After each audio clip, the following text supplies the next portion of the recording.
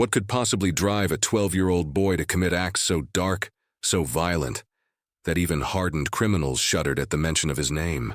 Before we dive into this chilling story, make sure to subscribe to our channel for more shocking true crime tales that uncover the darkest corners of human nature. Some monsters are not born in the shadows. They can emerge in the innocent face of a child. The early life of Jesse Pomeroy horror. Story begins in Charlestown, Massachusetts. In 1859, Jesse Harding Pomeroy was born into what seemed like an ordinary working-class family. His father, Thomas, was known to be a harsh disciplinarian, while his mother, Ruth, showed a softer side, often defending her son. But Jesse was far from ordinary. From a very young age, people noticed something unsettling about him. He had a distinct appearance. His left eye was milky and nearly blind, giving him a piercing, almost haunting stare. This, combined with his withdrawn and often cruel behavior, made him an outcast among children his age. By the time he was 6, Jesse was already showing signs of disturbing impulses. Neighbors recalled how he tortured animals, cats, dogs, even birds. It was as if inflicting pain gave him satisfaction. This wasn't simple mischief. It was something far darker growing inside him. A child turned predator. By the age of 11, Jesse's sadistic tendencies had taken a terrifying turn. No longer content with animals, he began targeting other children. His victims were usually younger boys, easier to lure, easier to control. He would entice them to secluded areas, abandoned buildings, empty lots, even the marshes near his home. Once isolated, Jesse's cruelty revealed itself. He tied them up, beat them, whipped them with belts, and cut them with knives. The youngest of his victims were barely 4 years old. Imagine the terror of those children, completely defenseless against a boy who looked like one of their own, but acted like something far more sinister. Parents in the neighborhood began to whisper about a strange boy attacking children. But at first, few could believe it. After all, how could such brutality come from someone so young? The first arrest in 1872, when Jesse was just 12 years old, the truth could no longer be ignored. Several children came forward, and their stories were eerily similar. They all described the same boy with the milky eye who had lured them into traps and beaten them mercilessly.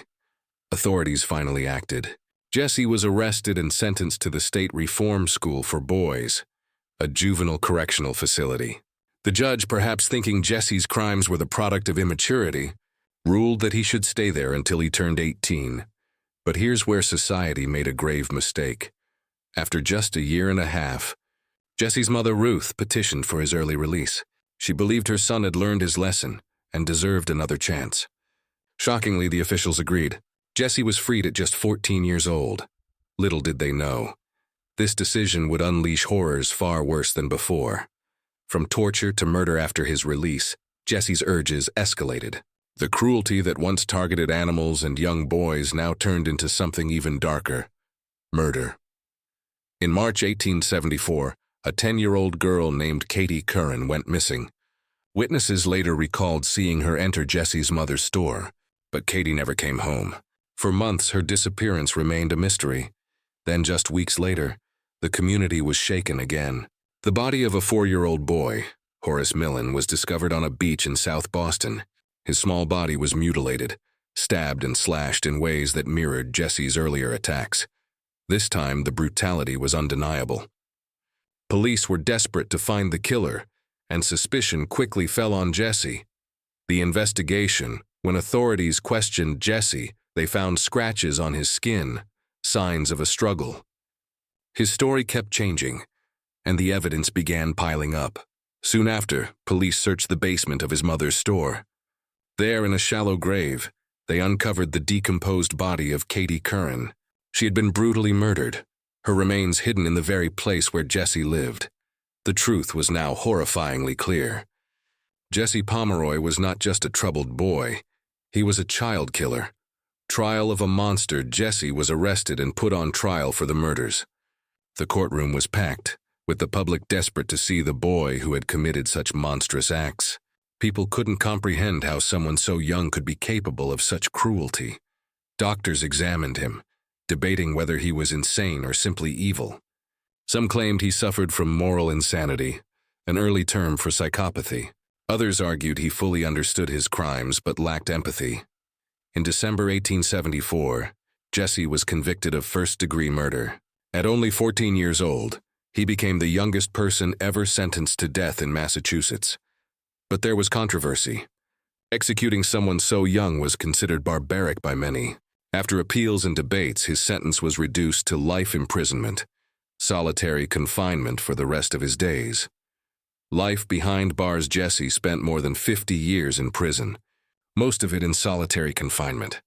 Imagine it, a boy locked away, growing into a man with nothing but his thoughts for company. Over the years, Jesse tried to escape multiple times. He even managed to dig a tunnel from his cell at one point, but his attempts always failed. Despite his isolation, he read books, wrote letters, and even studied law. He constantly petitioned for release, insisting he had changed. But society never forgot the horrors of his crimes. His pleas were always denied. Jesse Pomeroy died in 1932 at the age of 72, having spent almost his entire life in prison. The legacy of Jesse Pomeroy even today. Jesse Pomeroy remains one of America's most chilling cases. He is often called the Boston Boy Fiend, or the monster in boy's clothing. His case raised haunting questions. Can someone be born evil? Was Jesse a victim of his circumstances?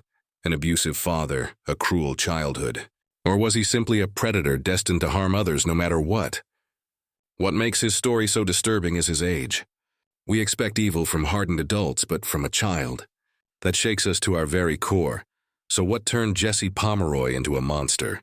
Was it his violent upbringing, his inner demons, or something much darker? Something that cannot be explained by science or psychology? One thing is certain.